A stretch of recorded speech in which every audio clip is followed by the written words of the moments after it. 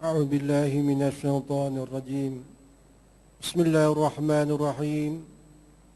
السلام عليكم ورحمة الله تعالى وبركاته. الحمد لله الذي أرسل رسوله بالهدى ودين الحق ليظهره على الدين كله ولو كره الكافرون. سبحانك لا علم لنا إلا ما علمتنا إنك أنت العليم الحكيم. رب اشرح لي صدري ويسر لي أمري واحلل عقدة من لساني يفقه قولي. اللهم صل على سيدنا محمد الفاتح لما أغلق والخاتم لما سبق ناصر الحق بالحق والهادي إلى صراطك المستقيم وعلى آله حق قدره ومقدار العظيم. سبحان ربك رب العزة عما يصفون وسلام على المرسلين والحمد لله رب العالمين. قال الله سبحانه وتعالى: أعوذ بالله من الشيطان الرجيم. بسم الله الرحمن الرحيم. لقد جاءكم رسول من أنفسكم عزيز عليه ما عنتم حريص عليكم بالمؤمنين رؤوف رحيم. وقال الله سبحانه وتعالى: إن الله وملائكته يصلون على النبي يا أيها الذين آمنوا صلوا عليه وسلموا تسليما. وقال الله سبحانه وتعالى: وما أرسلناك إلا رحمة للعالمين. وقال رسول الله صلى الله عليه وسلم: أدبوا أولادكم بثلاثة خصال: حب نبيكم وحب أهل بيته وقراءة القرآن. وقال رسول الله صلى الله عليه وسلم: المرء مع من أحبه، أو كما قال رسول الله صلى الله عليه وسلم. Yang dikasihi pengacara majlis, yang dimuliakan Datuk Haji Najmi bin Haji Ahmad, ahli lembaga pengarah Paksi, yang dikasihi Al-Fadhi Tuan Guru Syed Suhaimi bin Syed Hasan Abdul Hadi Al-Aidrus, yang dikasihi Ayahanda Syed Zainal Abidin Al-Idrus, seterusnya kumpulan marhaban berzanji, muslimin muslimat yang dirahmati oleh Allah Subhanahu wa taala. Pertama-tama marilah kita mengucap syukur kehadap Allah Subhanahu wa taala yang telah menghimpunkan kita pada malam yang penuh dengan kemuliaan ini. Pada malam yang penuh keberkatan ini, dengan dikurniakan pelbagai nikmat yang tidak terhingga kita sebagai hamba-Nya untuk membilang, untuk menghisap, untuk mengirakan akan tiap-tiap daripada nikmat kurniaan daripada Allah Subhanahu wa taala. Sehingga Allah Subhanahu wa taala menyatakan, wa in ta'uddu ni'matallahi la tuhsuha. Jikalau kamu ingin menghitung, jikalau kamu ingin membilang, menghisap akan nikmat kurniaan daripada Allah Subhanahu wa taala, nescaya kamu tidak akan mampu untuk menghitungnya. Demikianlah nikmat-nikmat kurniaan yang Allah Subhanahu wa taala kurniakan kepada kita. Daripada nikmat kehidupan kita, daripada nikmat keharmonian kita, dan nikmat kesihatan yang dikurniakan oleh Allah Subhanahu wa taala. Namun begitu, nikmat-nikmat tersebut adalah merupakan suatu nikmat yang bersekutu antara manusia dan juga lain daripada manusia. Sama ada berakal daripada mereka itu ataupun tidak. Tetapi di sana ada suatu lagi nikmat yang paling besar yang dikurniakan oleh Allah Subhanahu wa taala hanya kepada hamba-hambanya yang dipilih oleh Allah Subhanahu wa taala. Iaitulah nikmat iman, nikmat Islam, nikmat ihsan. Jika dibandingkan dengan bilangan makhluk-makhluk, bilangan manusia yang diciptakan oleh Allah Subhanahu wa taala di atas muka bumi pada saat ini, pada waktu ini, tidak terhitung di sisi kita. Tetapi hanya segelintir daripada manusia yang diciptakan oleh Allah Subhanahu wa taala ini telah diberikan akan nikmat iman, nikmat Islam dan nikmat ihsan. Yang mana dengan ketiga-tiga nikmat inilah yang akan dapat menghimpunkan kita pada malam ini, dan insya-Allah kita akan dapat berhimpun dengan baginda kekasih kita Rasulullah sallallahu alaihi wasallam di akhirat nanti. Selawat dan salam kita hantarkan kepada baginda Rasulullah sallallahu alaihi wasallam yang disifatkan oleh Allah Subhanahu wa taala sebagai rahmatan lil alamin, sebagai tempat curahan kasih sayang daripada Allah Subhanahu wa taala melalui baginda Rasulullah sallallahu alaihi wasallam. Dan kita dimuliakan oleh Allah Subhanahu wa taala jika dibandingkan dengan umat-umat yang terdahulu, sehingga Allah Subhanahu wa taala menyatakan, kuntum khairu ummatin ukhrijat linas ta'muruna bil ma'ruf wa tanhauna 'anil munkar wa tu'minuna billah. Kamu adalah merupakan sebaik-baik umat yang pernah dikeluarkan oleh Allah Subhanahu wa taala, yang menjadi penghuni di atas muka bumi ini. Kenapakah kita dimuliakan oleh Allah Subhanahu wa taala? Tidak ada jawapannya selain daripada kita ini yang merupakan umat baginda Rasulullah sallallahu alaihi wasallam. Kerana dimuliakan akan Nabi kita sallallahu alaihi wasallam sebagai sayyidul anbiya wal mursalin, penghulu bagi nabi-nabi dan rasul-rasul alaihi wassalatu wassalam, maka kita sebagai umatnya juga dimuliakan oleh Allah Subhanahu wa taala. Sehinggalah Nabi sallallahu alaihi wasallam pernah berdoa, telah meminta kepada Allah Subhanahu wa taala supaya dimasukkan akan sekalian daripada umatnya yang mati sempat bertaubat kepada Allah Subhanahu wa taala, yang mati dalam keadaan beriman kepada Allah Subhanahu wa taala, dimasukkan ke dalam syurga dahulu daripada umat-umat yang terdahulu daripada umat Nabi kita sallallahu alaihi wasallam. Ini adalah merupakan nikmat yang paling besar yang dikurniakan oleh Allah Subhanahu wa taala kepada kita umat Nabi sallallahu alaihi wasallam. Maka berbahagialah bagi mereka-mereka yang berkesempatan untuk hadir di majlis seumpama ini. Percayalah muslimin muslimat yang dikasihi oleh Allah Subhanahu wa taala, bahawasanya tempat perhimpunan kita pada malam ini, walaupun dengan jumlah bilangan yang tidak begitu ramai, bilangan bukanlah menjadi suatu perkara yang besar, bilangan bukanlah merupakan suatu benda yang penting, tetapi kehadiran kita adalah merupakan kehadiran kerana kecintaan kita kepada Allah Subhanahu wa taala, dan kehadiran kita kerana kecintaan kita kepada baginda Rasulullah sallallahu alaihi wasallam. Yakin dan percayalah, tempat yang kita berhimpun pada malam ini akan menjadi saksi di hadapan Allah Subhanahu wa taala di hari akhirat nanti, di mana bumi ataupun stadium yang kita berkumpul pada malam ini akan menjadi saksi di hadapan Allah Subhanahu wa taala bahawasanya mereka yang hadir dituliskan namanya tiap satu-satunya, kemudian disebut di hadapan Allah Subhanahu wa taala. Kerana Allah Subhanahu wa taala berfirman, yauma idzin tuhadditsu akhbaraha, pada hari itu bumi-bumi akan menceritakan apa yang berlaku di atas belakang mereka pada hari kiamat nanti di hadapan Allah Subhanahu wa taala.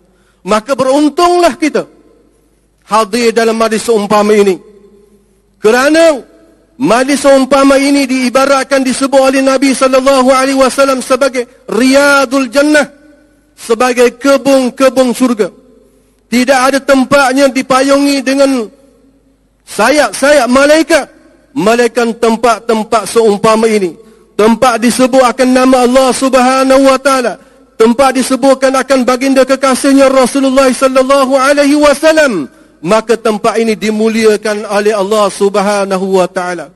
Kerana sabit daripada hadis Nabi sallallahu alaihi wasallam, suatu lorong, suatu bumi akan bermegah-megah dengan suatu tempat yang lain, dengan suatu bumi yang lain, apabila bumi tersebut diduduki, dilalui oleh mereka yang berzikir kepada Allah Subhanahu wa taala, sehingga bumi yang tempat duduknya mereka yang berzikir kepada Allah Subhanahu wa taala ini akan bertanya kepada bumi yang lain, adakah di tempat kamu juga ada yang mereka telah berzikir kepada Allah Subhanahu wa taala? Maka bermegah-megah bumi dengan sebab duduknya mereka yang berzikir kepada Allah Subhanahu wa taala. Maka majlis yang umpama ini adalah merupakan majlis yang boleh menghampirkan kita kepada Allah Subhanahu wa taala, yang boleh membawa ketakwaan kita kepada Allah Subhanahu wa taala. Ini merupakan perkara yang utama, perkara yang penting, perkara yang telah disebutkan oleh Allah Subhanahu wa taala dengan firman-Nya, ya ayyuhalladzina amanu taqullaha haqqa tuqatih wa la tamutunna illa wa antum muslimun. Wahai segala mereka yang beriman, hendaklah kamu bertakwa kepada Allah dengan sebenar-benar takwa. Wa la tamutunna illa wa antum muslimun. Dan jangan kamu mati melainkan kamu berada di dalam kamu beriman kepada Allah Subhanahu wa taala. Apakah yang dimaksudkan dengan takwa? Maka yang dimaksudkan dengan takwa, sebagaimana yang disebut oleh para ulama mengatakan, iaitulah imtisalul awamir wajtinabun nawahi. Melaksanakan segala titah perintah Allah Subhanahu wa taala dan menjauhi akan segala perkara-perkara yang dilarang oleh Allah Subhanahu wa taala. Sehinggalah di dalam suatu hadis Nabi sallallahu alaihi wasallam, di mana salah seorang daripada sahabat Nabi sallallahu alaihi wasallam menyatakan pada satu ketika Nabi sallallahu alaihi wasallam telah naik di atas mimbar, kemudian Nabi sallallahu alaihi wasallam telah berkhutbah. Di dalam khutbah baginda sallallahu alaihi wasallam, khutbah yang begitu hebat, khutbah yang boleh menggoncangkan segala hati-hati para sahabat, khutbah yang boleh mengalirkan air mata para sahabat radhiyallahu anhum. Sehinggalah katanya para sahabat radhiyallahu anhum, adakah ini merupakan pesanan yang terakhir bagi kami? Apakah selepas ini tidak ada lagi pesanan kepada kami?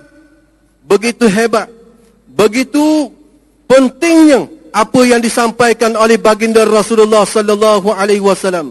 Maka para sahabat Nabi sallallahu alaihi wasallam menyatakan kepada baginda Nabi sallallahu alaihi wasallam, ya Rasulullah, pesanlah kepada kami tentang perkara-perkara yang terlebih penting bagi kami. Maka Nabi sallallahu alaihi wasallam bersabda, usikum bitaqwallahi azza wajal.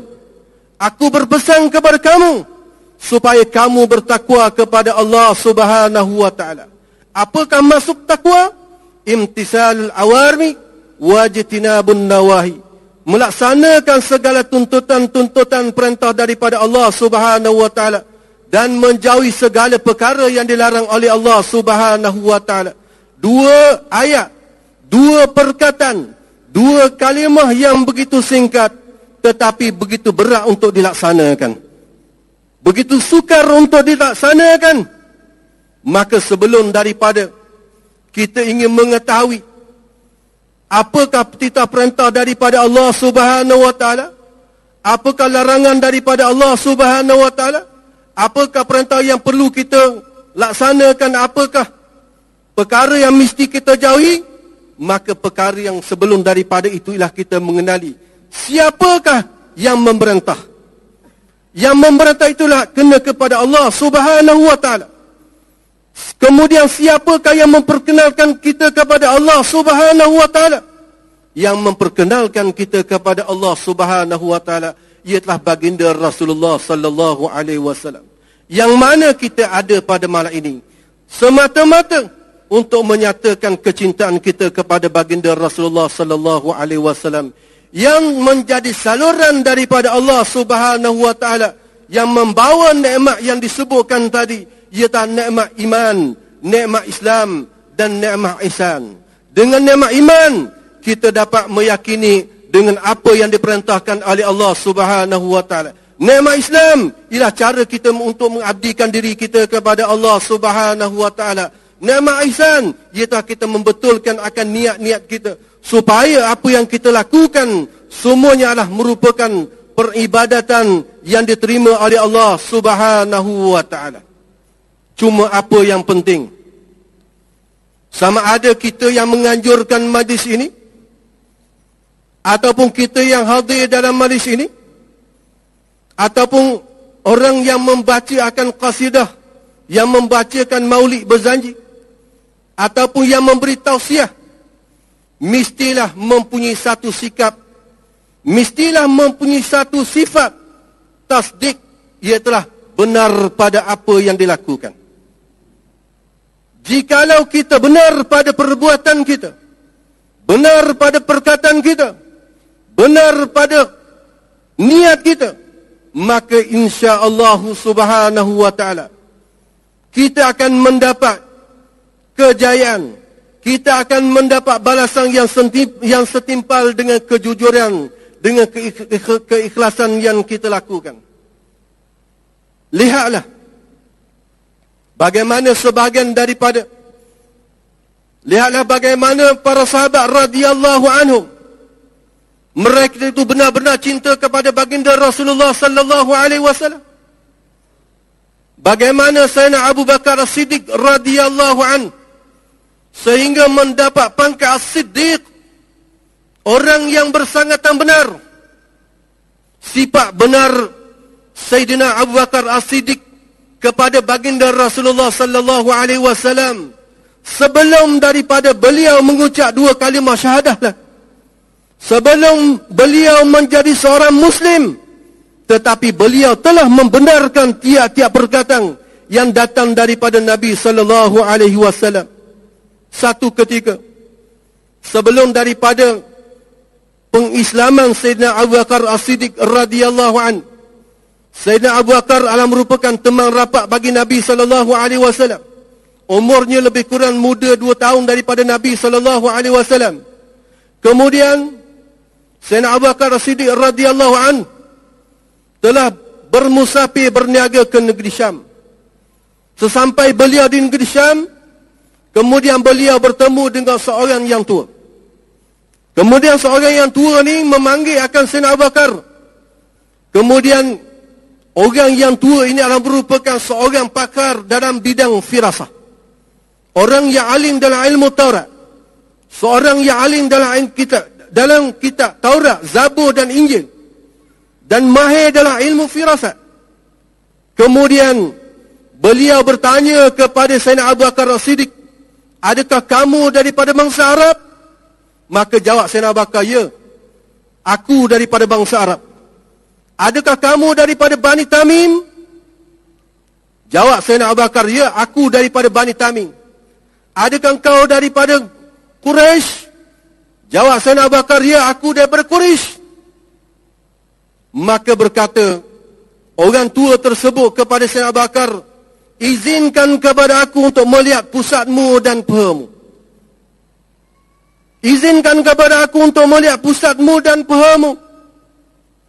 Apabila orang tua tadi meminta izin daripada Sayyidina Abu Bakar untuk melihat pusat dan pehanya, lalulah Sayyidina Abu Bakar As-Siddiq radhiyallahu anhu bertanya kepada laki-laki tersebut, wahai laki-laki, aku tidak akan membenarkan, tidak akan mengizinkan kau melihat pusat dan pehaku sehingga engkau menyatakan kenapakah, tujuan apakah kau ingin melihat pusat dan pehaku.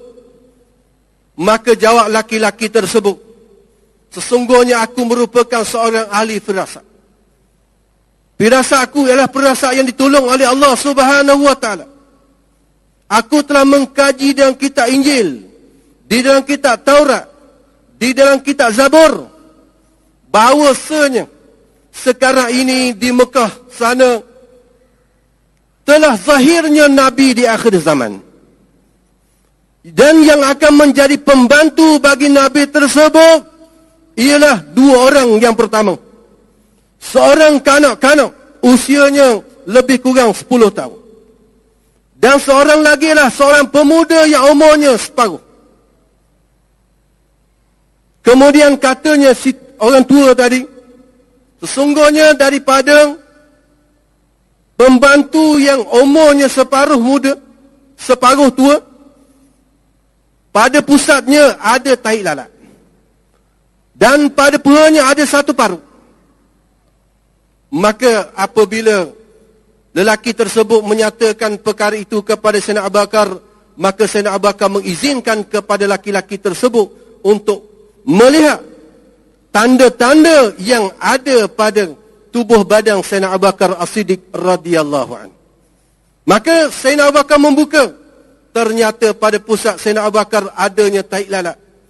Dan dibukanya pun ternyata pada pahanya ada tanda bahawasanya ia merupakan salah seorang daripada dua orang yang akan menjadi penolong bagi Nabi akhir zaman.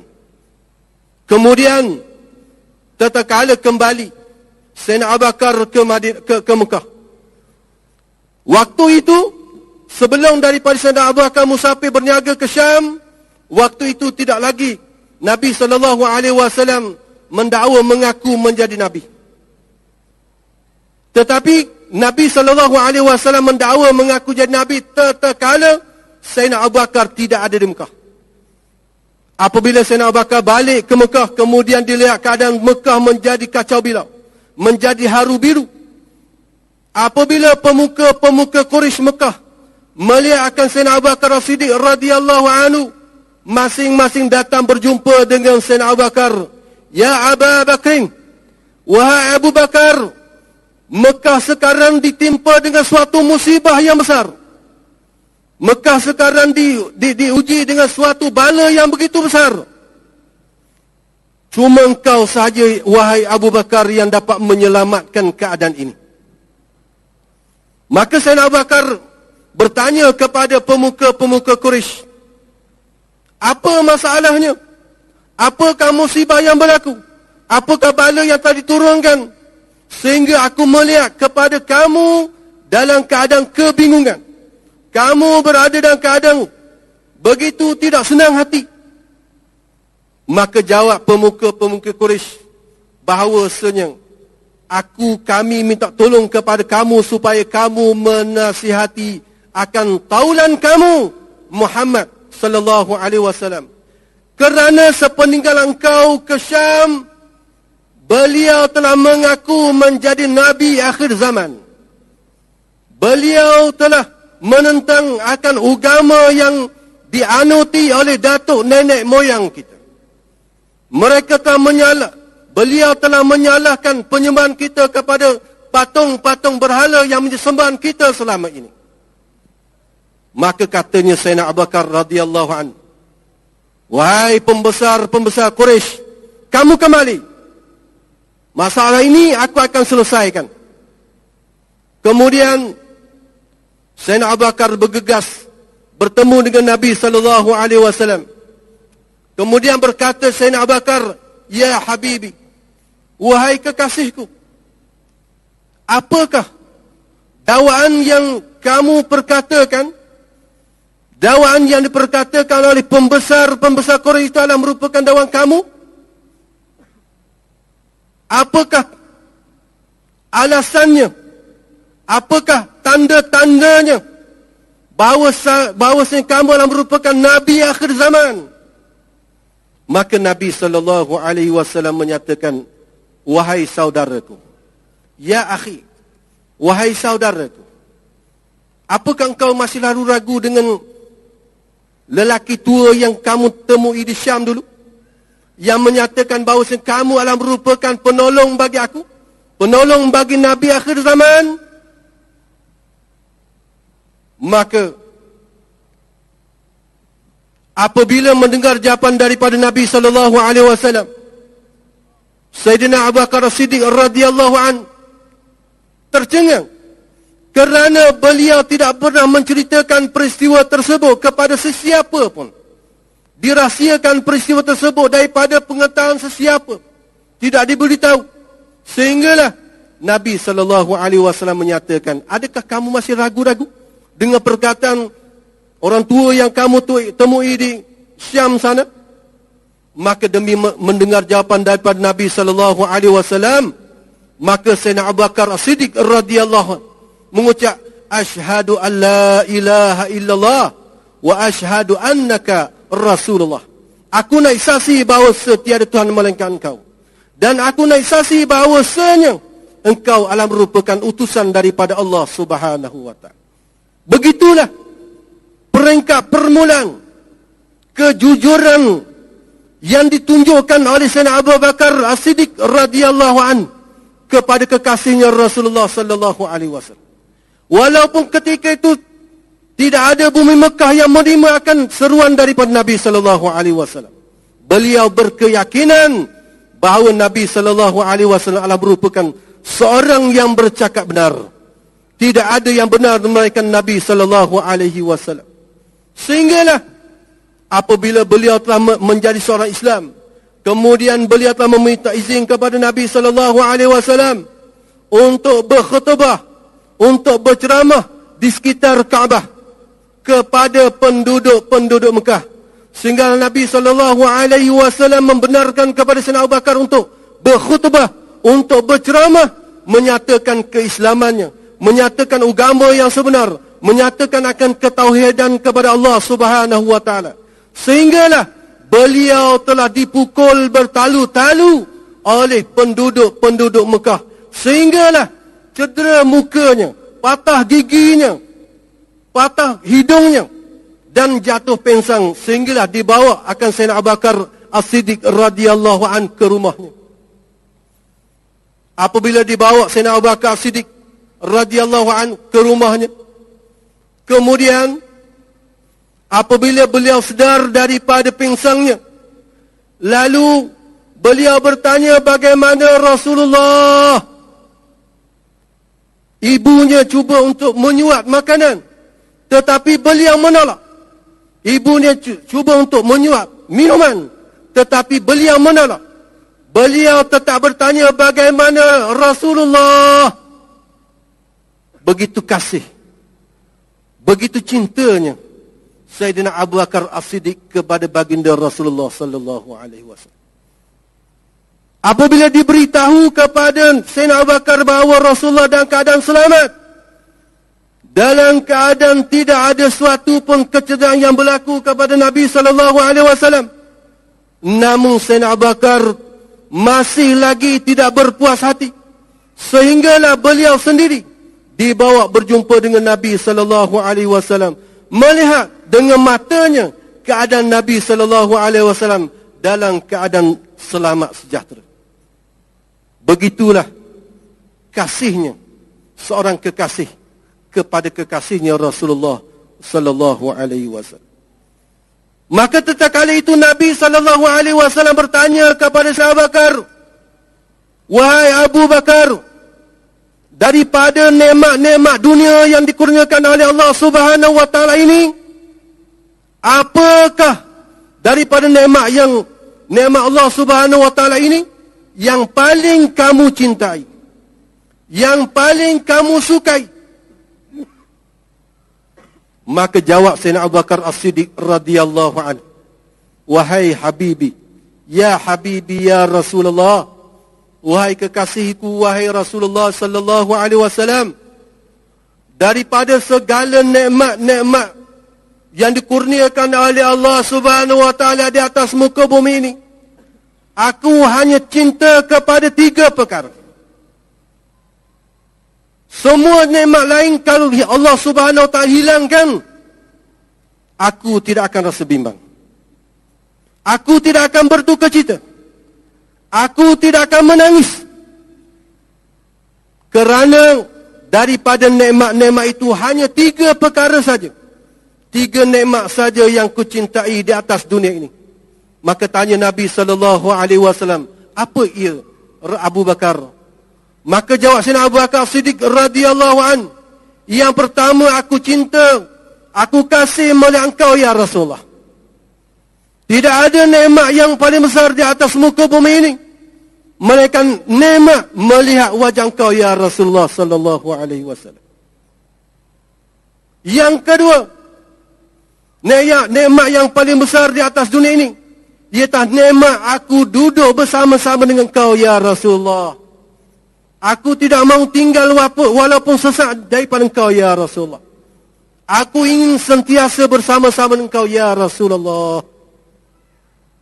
Dan yang ketiga, daripada nikmat-nikmat itu, katanya Sayyidina Abu Bakar, yang ketiga, iaitulah aku ingin korbankan segala harta bendaku, segala nikmat-nikmat yang dikurniakan kepada aku ini, kepada engkau ya Rasulullah. Aku ingin belanjakan segala nikmat-nikmat yang dikurniakan kepada aku kepada engkau ya Rasulullah. Biarlah aku tinggalkan kepada ahliku Allah dan Rasul saja. Ini dia pengorbanan seorang kekasih kepada seorang kekasih. Bagaimana pada permulaan Islam ketika kita malam ini berada pada malam 1 Rejab. Bermulanya suatu peristiwa. Bermulanya suatu mukjizat yang paling besar di antara mukjizat-mukjizat terbesar yang dikurniakan oleh Allah Subhanahu wa taala. Iaitulah mukjizat Isra dan Mi'raj. Sehinggalah tersyariatnya suatu perintah daripada Allah Subhanahu wa taala, iaitulah ibadah sembahyang. Maka siapakah daripada kalangan manusia yang mula-mula sekali membenarkan akan cerita perkhabaran daripada Nabi sallallahu alaihi wasallam tentang peristiwa Isra dan Mi'raj?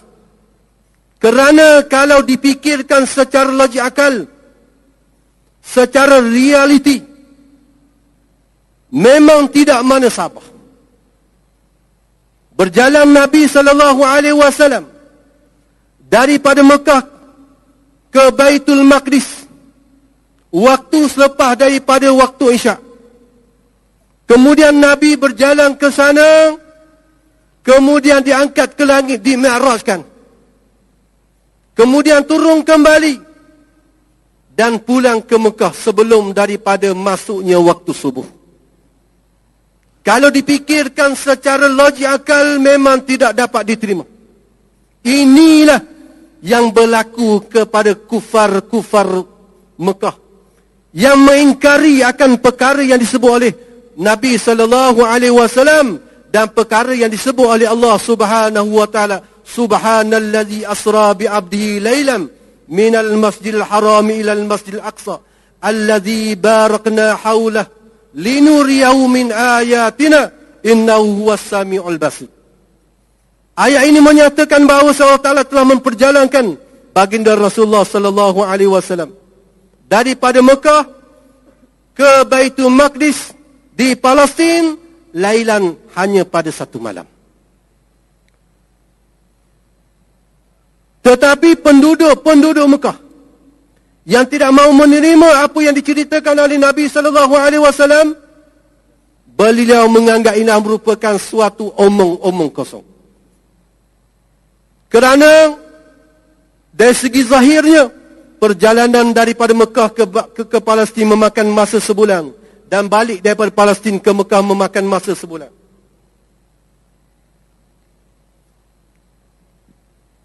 Tetapi apabila diceritakan perkara ini kepada Sayyidina Abu Bakar As-Siddiq radhiyallahu an, apakah jawapan Sayyidina Abu Bakar As-Siddiq radhiyallahu an?